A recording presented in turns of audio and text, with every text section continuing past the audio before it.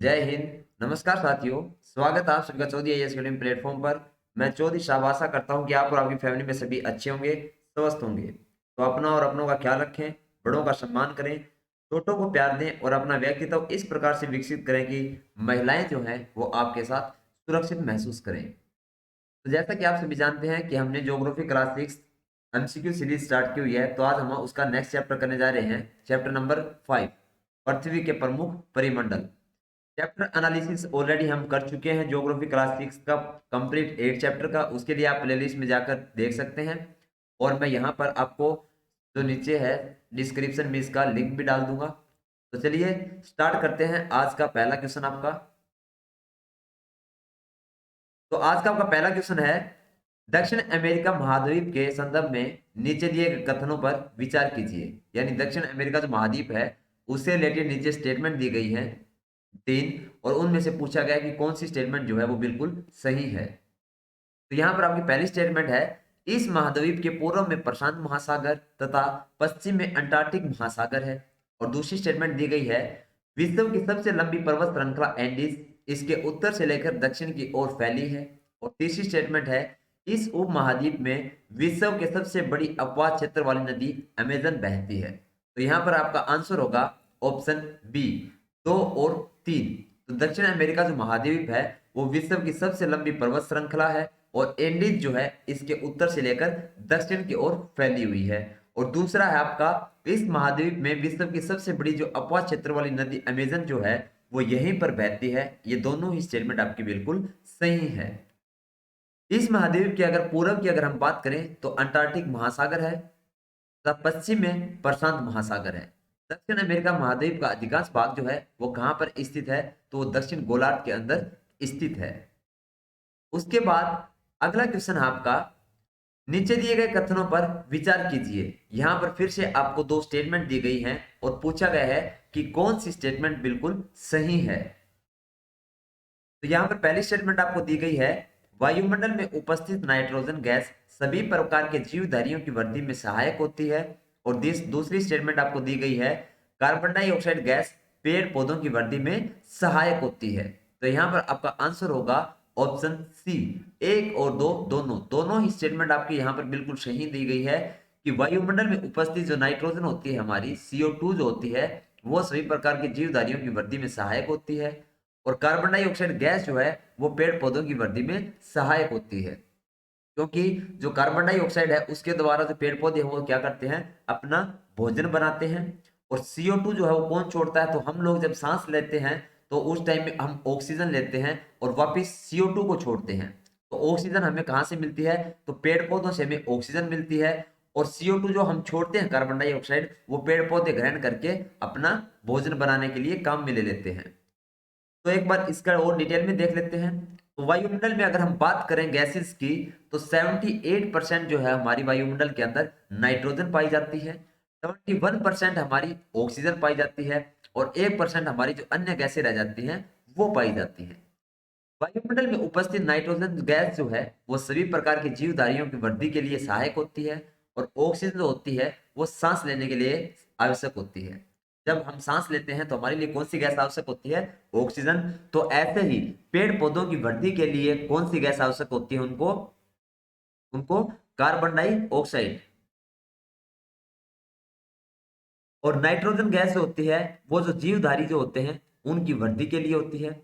Carbon dioxide की अगर हम बात करें तो यह कम मात्रा में है, लेकिन यह पृथ्वी के द्वारा छोड़ी गई ऊष्मा को अवशोषित करती है, जिससे पृथ्वी गर्म रहती है तथा यह पौधों की वृद्धि के लिए भी आवश्यक होती है। तो यहाँ पर याद रखिए, नाइट्रोजन गैस जो होती है वो जीवधारियों की वृद्धि के लिए आवश्यक होती है, ऑक्सीजन हमारे सांस लेने के लिए आवश्यक होती है, और कार्बन डाइऑक्साइड जो होती है वो पेड़ पौधे जो होते हैं उनके भोजन बनाने के और उनके वृद्धि करने के लिए आवश्यक होती है। उसके बाद अगला क्वेश्चन है आपका, वायुमंडल में मध्यमंडल किन दो मंडलों के बीच पाया जाता है।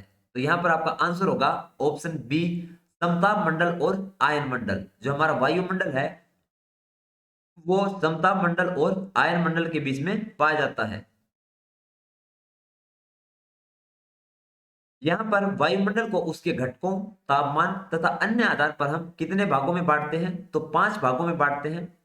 इन परतों को पृथ्वी की सतह से हम शुरू करते हैं। जब हम पृथ्वी की सतह से शुरू करते हैं तो सबसे पहले आपका आता है सौरमंडल, दूसरे नंबर पर आपका आता है समताप मंडल, तीसरे नंबर आपका आता है मध्य मंडल, फिर आता है आपका आयन मंडल, और लास्ट में जो ऊपरी ऊपरी परत है उसको हम कहते हैं बरहीमंडल।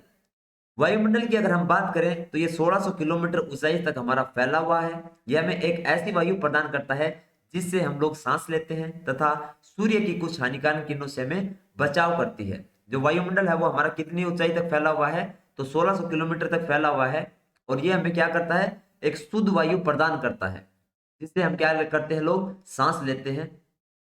उसके अलावा जो सूर्य से आने वाली पराबैंगनी जो हानिकारक किरणें होती हैं उनको भी हमारा वायुमंडल जो है वो रोक कर रखता है। उसके बाद अगला क्वेश्चन है आपका, नीचे दिए गए युग्मों को सही सुमेलित कीजिए। तो यहां पर आपको दोनों साइड में दो टेबल दी गई हैं। एक साइड में आपको महासागरों के नाम दिए गए हैं और दूसरी साइड उनके आकार दिए गए हैं कि वो किस आकार के हैं। तो यहां पर आपका आंसर बी होगा। जो प्रशांत महासागर है, तो प्रशांत महासागर आपका कैसा है, लगभग वृत्ताकार है। अंटार्कटिक महासागर की अगर हम बात करें तो हमारा कैसा है, तो अंग्रेजी भाषा के अस जो अक्षर होता है हमारा उसके समान है। हिंद महासागर की अगर हम बात करें तो ये हमारा त्रिभुजाकार आकृति का होता है। और आर्कटिक महासागर की अगर हम बात करें तो ये उत्तर ध्रुवों के चारों ओर फैला हुआ है। तो नेक्स्ट हम देख लेते हैं थोड़ी एक्सप्लेनेशन। प्रशांत महासागर लगभग वृत्ताकार है। जो हमारा प्रशांत महासागर है वो लगभग कैसा है, तो हमारा प्रशांत महासागर वृत्ताकार है। उसके बाद नेक्स्ट क्या दिया गया है आपको, एशिया, ऑस्ट्रेलिया, उत्तर एवं दक्षिण अमेरिका इसके चारों ओर स्थित है। अंटार्कटिक महासागर जो है वो अंग्रेजी अक्षर अस के आकार का है। हिंद महासागर ही एक ऐसा महासागर है जिसका नाम किसी देश के नाम पर है, यानी कि भारत के नाम पर रखा गया है। यह महासागर लगभग त्रिभुजाकार है। इसके उत्तर में एशिया, पश्चिम में अफ्रीका तथा पूर्व में ऑस्ट्रेलिया है। तो हिंद महासागर है उसका नाम किसके ऊपर रखा गया है, हमारे भारत देश के नाम पर रखा गया है। उसके बाद नेक्स्ट क्या गया है, आर्कटिक महासागर उत्तर ध्रुव वृत्त में स्थित है तथा यह उत्तर ध्रुव के चारों ओर फैला हुआ है। जो आर्कटिक महासागर है वो आपका कौन से वृत्त में स्थित है, तो उत्तर ध्रुव में स्थित है। और ये कहाँ फैला हुआ है, तो ये जो उत्तर ध्रुव है उसके चारों तरफ फैला हुआ है। उसके बाद अगला क्वेश्चन है आपका, व्यापार की दृष्टि से विश्व का सबसे व्यस्त महासागर कौन सा है। अगर हम बात करें व्यापार की तो सबसे ज्यादा जो व्यस्त महासागर है वो आपका अंटार्कटिक महासागर है, क्योंकि अंटार्कटिक महासागर के अंदर सबसे ज्यादा जो है व्यापार किया जाता है। जो समुद्री जहाज है आपकी वो सबसे ज्यादा यहाँ पर देखने को मिलेगी। तो व्यापार की दृष्टि से अगर हम विश्व की बात करें तो सबसे व्यस्त महासागर आपका कौन सा होगा, अंटार्कटिक महासागर होगा।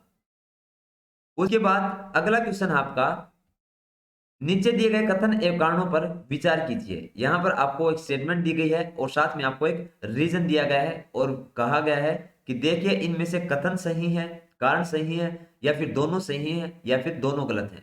तो चलिए देख लेते हैं। पहले स्टेटमेंट क्या दी गई है, अंटार्कटिक महासागर की तटरेखा पोताश्रयों एवं पतनों के निर्माण के लिए आदर्श स्थिति रखता है।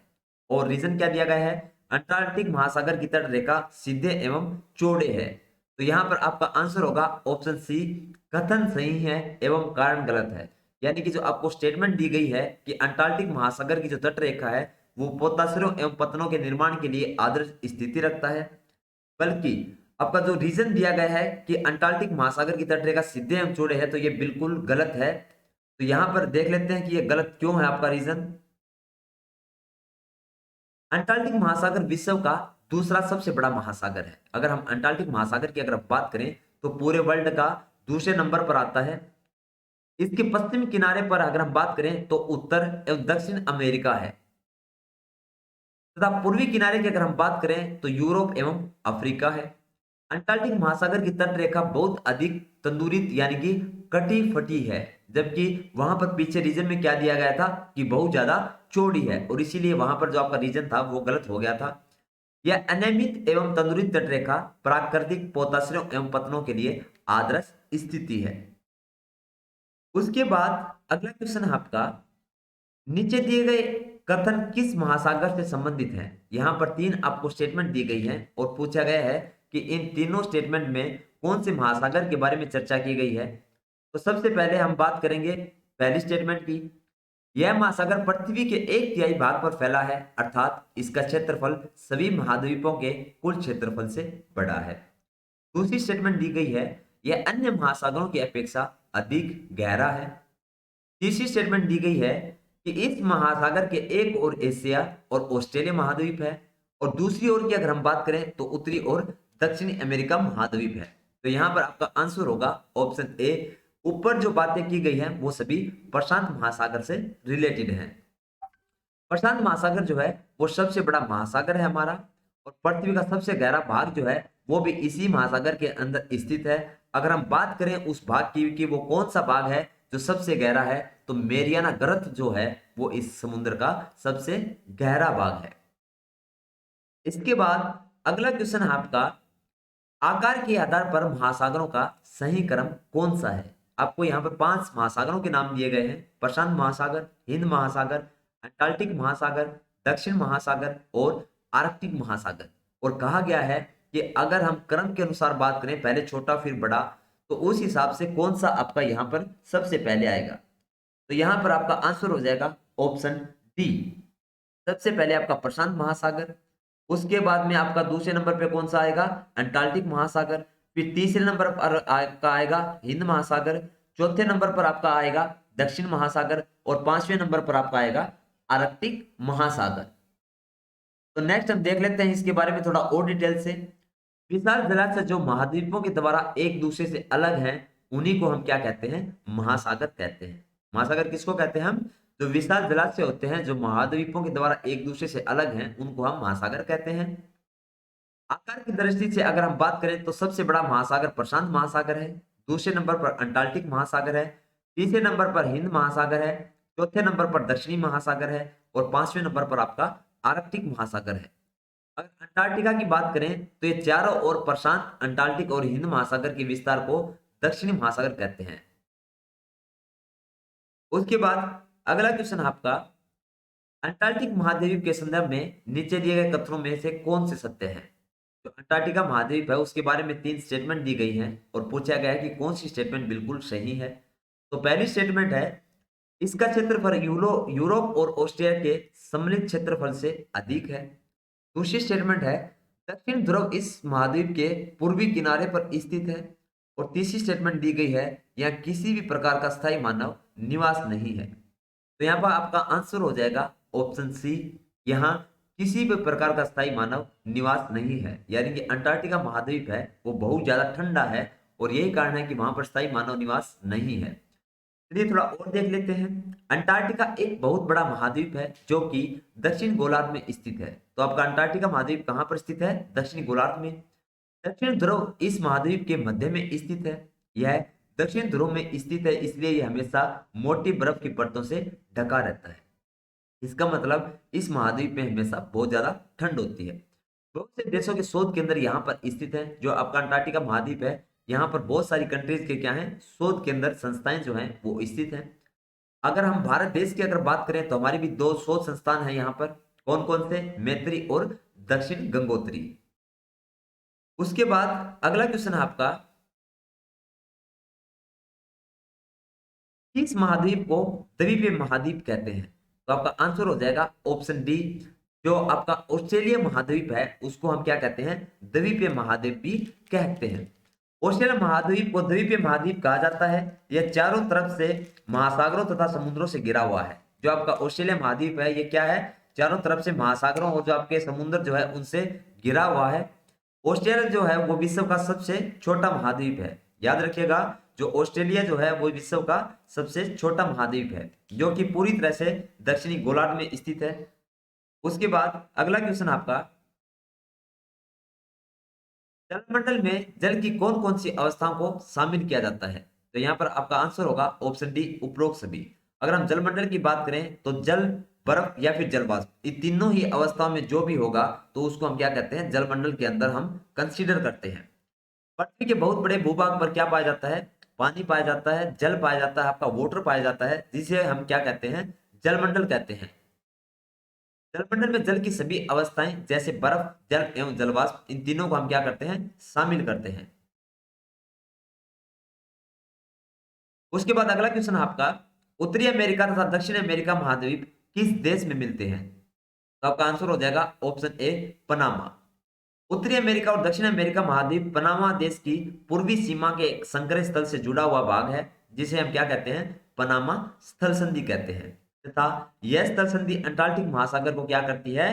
प्रशांत महासागर से अलग करती है। जो आपकी पनामा स्थल संधि है, ये क्या करती है? जो आपका अंटार्कटिक महासागर है, जो और प्रशांत महासागर जो आपका, इन दोनों को आपस में मिलने से रोकती है। उसके बाद नेक्स्ट क्वेश्चन आपका, एशिया को अफ्रीका से अलग करने वाली नहर का क्या नाम है? तो एशिया को अफ्रीका से अलग करने वाली नहर का क्या नाम है आपका? तो आंसर हो जाएगा ऑप्शन बी, स्वेज नहर। स्वेज नहर क्या करती है? जो एशिया और अफ्रीका है, इन दोनों को अलग कर देती है। मिस्र के सिनाई प्रायद्वीप में बनाई गई स्वेज नहर विश्व की सबसे बड़ी कृत्रिम नहर है। आपकी स्वेज नहर कहाँ है? तो मिस्र के जो सिनाई प्रायद्वीप है, वहां पर यह बनी हुई है, और यह इंसान के द्वारा बनाई हुई विश्व की सबसे बड़ी नहर है। यह नहर भूमध्य सागर को क्या करती है? लाल सागर से जोड़ती है, और एशिया महाद्वीप को अफ्रीका महाद्वीप से क्या करती है? अलग करती है। अगर हम बात करें तो 1869 में क्या किया गया? इस नहर को जहाजों के आवागमन यानी कि आने जाने के लिए इसको क्या कर दिया गया? खोल दिया गया। जिसके कारण क्या हुआ? यूरोप और एशिया के बीच की जो दूरी थी, वो काफी हद तक इसकी कम हो गई। उसके बाद नेक्स्ट क्वेश्चन आपका, वह कौन सा महाद्वीप है जिससे होकर कर्क रेखा, मकर रेखा तथा विषुवत ये तीनों ही रेखाएं होकर गुजरती हैं? तो आपका आंसर हो जाएगा ऑप्शन ए, अफ्रीका। जो अफ्रीका जो आपका, वहां से आपकी कर्क रेखा, मकर रेखा और विषुवत ये तीनों ही आपकी होकर गुजरती हैं। ये सिर्फ एक ऐसा इकलौता महाद्वीप है जिससे तीनों रेखाएं होकर गुजरती हैं। और क्या कहा गया है इसके बारे में? अफ्रीका जो है वो एशिया के बाद विश्व का दूसरा सबसे बड़ा महाद्वीप है। यही एक ऐसा महाद्वीप है जिससे होकर कर्क रेखा, मकर रेखा एवं विषुवत रेखा तीनों ही रेखाएं होकर क्या करती हैं? गुजरती हैं। विषुवत रेखा या फिर 0 डिग्री अक्षांश इस महाद्वीप के लगभग कहां से गुजरती है? तो बीचों बीच से गुजरती है, यानी कि मध्य भाग से होकर गुजरती है। उसके बाद अगला क्वेश्चन आपका, एशिया तथा यूरोप को अलग करने वाली स्थलीय संरचना में शामिल है? तो यूराल पर्वत, यूराल नदी, काकेशस पर्वत, इन तीनों में से कौन कौन शामिल है? तो आपका आंसर हो जाएगा ऑप्शन डी, यूराल पर्वत, यूराल नदी और काकेशस पर्वत जो है, एशिया और यूरोप को अलग करने वाली स्थलीय संरचनाओं में तीनों के तीनों ही शामिल है। यूरोप और एशिया एक ही भूभाग के रूप में हमें क्या करते हैं? दिखाई देते हैं, जो यूराल पर्वत, काकेशस और यूराल नदी के द्वारा क्या करते हैं? एक दूसरे को अलग करते हैं। पर व्यवहारिक रूप से अगर हम बात करें तो यूरोप और एशिया को दो अलग महाद्वीप ही हमेशा समझा जाता है। यूरोप एवं एशिया के संयुक्त भूभाग को हम क्या कहते हैं? यूरेशिया कहते हैं। और ये दो वर्ड से मिलकर बना है, यूरोप और एशिया इक्वल टू यूरेशिया। इसके बाद नेक्स्ट क्वेश्चन आपका, विश्व का सबसे गहरा भाग किस महासागर में स्थित है? तो हमने पीछे भी जब डिस्कस किया था जस्ट ये मैरियाना ग्रत के बारे में, तो आपका आंसर होगा ऑप्शन ए, प्रशांत महासागर। विश्व के सबसे गहरे भाग की अगर हम बात करें तो ये कहां पर स्थित है? प्रशांत महासागर के अंदर स्थित है। अगर हम बात करें इसकी, इसका क्या नाम है? तो इसका नाम है मैरियाना ग्रत। और अगर हम बात करें इसकी गहराई की, तो लगभग 11 किलोमीटर 22 मीटर इसकी गहराई है, यानी कि 11,022 मीटर। उसके बाद आपका आज का जो है नेक्स्ट क्वेश्चन है, विश्व का सबसे ऊंचा शिखर कौन सा है? अगर हम पूरे वर्ल्ड की अगर हम बात करें तो पूछा गया है कि सबसे ऊंचा जो शिखर है वो कौन सा होगा आपका? तो आंसर होगा आपका ऑप्शन बी, माउंट एवरेस्ट। अगर हम स्थल की ऊंचाइयों को समुद्र तल से क्या करते हैं? मापते हैं। जो स्थल की जो ऊंचाइयां हैं वो हम किससे मापते हैं? तो समुद्र तल से हमेशा उनको मापा जाता है। अगर हम बात करें विश्व के सबसे ऊंचे शिखर की, तो वो आपका माउंट एवरेस्ट है। और इसकी ऊंचाई की अगर हम बात करें तो ये कितना ऊंचा है? तो लगभग 8,848 मीटर ऊंचा है, यानी कि अगर किलोमीटर में हम देखें तो लगभग 8 किलोमीटर 848 मीटर ऊंचाई है इसकी। दूसरे नंबर पर अगर हम बात करें तो आपका K2 आता है, जिसकी अगर हम ऊंचाई की बात करें तो समुद्र तल से 8,611 मीटर है। अगर किलोमीटर में अगर हम बात करें तो 8 किलोमीटर 611 मीटर है। तीसरे नंबर पर आपका आता है कंचनजंगा, और अगर इसकी समुद्र तल से ऊंचाई की अगर हम बात करें तो लगभग इसकी ऊंचाई 8,556 मीटर है। अगर हम इसको कैलकुलेट करें किलोमीटर्स में तो आपका 8 किलोमीटर 556 मीटर इसकी ऊंचाई बनती है। उसके बाद आपका चैप्टर नंबर 5 का लास्ट क्वेश्चन है आज का, जैव मंडल के अंतर्गत कौन कौन से परिमंडल शामिल हैं। तो यहाँ पर आपको 4 ऑप्शन दिए गए हैं और पूछा गया है कि इनमें से कौन कौन से हैं। तो आपका आंसर हो जाएगा ऑप्शन डी, स्थलमंडल, जलमंडल एवं वायुमंडल। और इसके बारे में क्या कहा गया है, पृथ्वी का वह सीमित क्षेत्र जहां तीनों परिमंडल एक दूसरे के संपर्क में आते हैं उसे हम क्या कहते हैं, जैव मंडल कहते हैं। तो याद रखिएगा जैव मंडल हम किसको कहते हैं, तो जहां पर आपके तीनों परिमंडल एक दूसरे के साथ मिलते हैं तो उसी को हम क्या कहते हैं, जैव मंडल कहते हैं। इसी परिमंडल में सभी प्रकार के जीव पाए जाते हैं, अतः यह सबसे महत्वपूर्ण है। अगर हम बात करें जैव मंडल के अंदर, तो हम सभी जो लोग हैं वो कहाँ रहते हैं, जैव मंडल में ही रहते हैं। पृथ्वी के ये तीनों परिमंडल आपस में पारस्परिक क्रिया करते हैं तथा एक दूसरे को किसी ना किसी रूप में क्या करते हैं, प्रभावित करते हैं। जो आपका स्थल मंडल है, जल मंडल है और वायुमंडल है, ये तीनों मिलकर क्या करते हैं, जैव मंडल का निर्माण करते हैं। और इन तीनों के सहारे ही है पृथ्वी के ऊपर जीवन जो है वो संभव है। ये तीनों ही मिलकर हमेशा पारस्परिक क्रियाएं करते हैं। इन तीनों के बिना इंसान का पृथ्वी के ऊपर रहना बिल्कुल भी उचित नहीं है। तो इसी के साथ आपका चैप्टर नंबर 5 पृथ्वी के प्रमुख परिमंडल उसके एमसीक्यूज जो थे वो हमने टोटली डिस्कस कर लिए हैं। तो उम्मीद करता हूं कि आज का जो सेशन जो रहा वो आपको अच्छा लगा होगा। अगर आपको अच्छा लगा हो लाइक करिए, कमेंट करके बताइए कि आज का सेशन आपको कैसा लगा। अगर अभी तक आपने हमारे चैनल को सब्सक्राइब नहीं किया है तो चैनल को सब्सक्राइब कर लें, बेल आइकन को प्रेस कर लें ताकि आने वाली वीडियो की लेटेस्ट नोटिफिकेशन आप लोगों को मिलती रहे। तो मिलते हैं नेक्स्ट वीडियो में, तब तक अपना और अपनों का ख्याल रखें, बड़ों का सम्मान करें, छोटों को प्यार दें और अपना व्यक्तित्व इस प्रकार से विकसित करें कि महिलाएं जो हैं वो आपके साथ सुरक्षित महसूस करें। जय हिंद, जय भारत।